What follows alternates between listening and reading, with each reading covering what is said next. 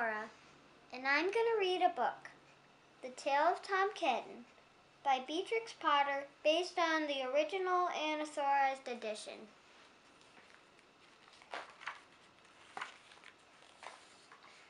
Once upon a time, there were 3 little kittens, and their names were Mittens, Tom Kitten, and Moppet. They had dear little fur coats of their own, and they tumbled down the doorstep and played in the dust. But one day their mother, Mrs. Tabitha Twitchit, expected friends to tea, so she fetched the kittens indoors to wash and dress them before the fine company arrived. First she scrubbed their faces. This one was Moppet. Then she brushed their fur. This one was Mittens. Then she combed their tails and whiskers. This one was Tom Kitten. Tom was very naughty, and he scratched. Mrs. Tabitha dressed Moppet and Mittens in clean pinafores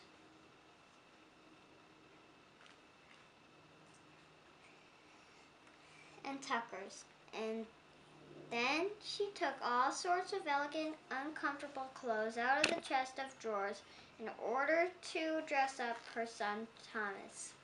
Tom Kitten was very fat, and he had grown several buttons burst off. His mother sewed them on again. When the 3 kittens were ready, Mrs. Tabitha unwisely turned them out into the garden to be out of the way while she made hot buttered toast. Now keep your frocks clean, children. You must walk on your hind legs. Keep away from the dirty ash pit, and from Sally Henny Penny and from the pigsty. And the puddle ducks, Moppet and Mittens, walked down the garden path unsteadily. Presently they trod upon their pinafores and fell on their noses.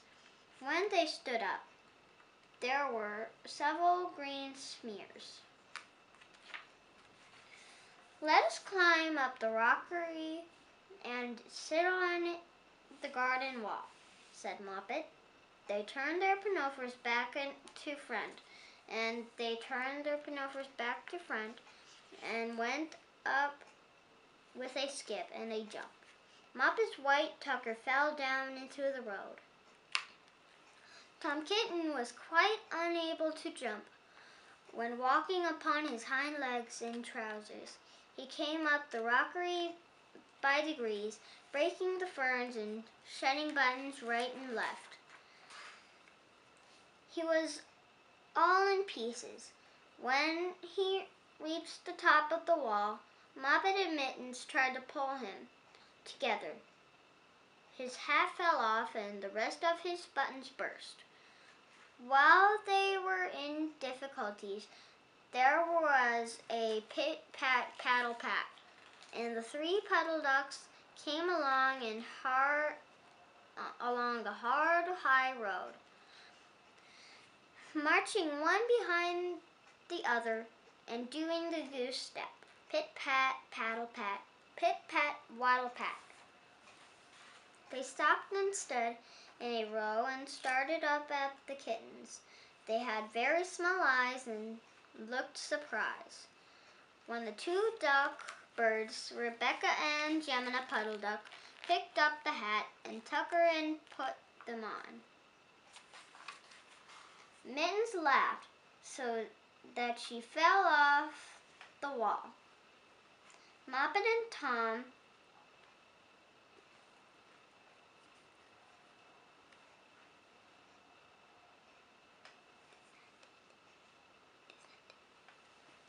descended after her. The pinafores and all the rest of Tom's clothes came off. On the way down, "Come, Mr. Drake Puddle Duck," said Moppet. "Come and help us to dress him. Come and button up Tom." Mr. Drake Puddle Duck advanced in a slow, sideways manner, and he picked up the various articles but he put them on himself. They fitted him even worse than Tom Kitten. "It's a very fine morning," said Mr. Drake Puddle Duck. And he and Gemina and Rebecca Puddle Duck set off up the road, keeping step, pit-pat, paddle-pat, pit-pat, waddle-pat. Then Tabitha Twitchit came down the garden and found her kittens on the wall with no clothes on. She pulled them off the wall, smacked them, and took them back to the house. "My friends will arrive in a minute, and you are not fit to be seen. I am frightened, said Mrs. Tabitha Twitchit. She sent them upstairs, and I am sorry to say she told her friends that they were in bed with the measles, which was not true. Quite the contrary. They were not in bed, not in the least. Somehow, there were very extraordinary noises overhead which disturbed the dignity and repose of the tea party, and I think that someday I shall have to make another larger book to tell you more about Tom Kitten. As for the Puddle Ducks, they went into a pond. With clothes all came off directly, because there were no buttons.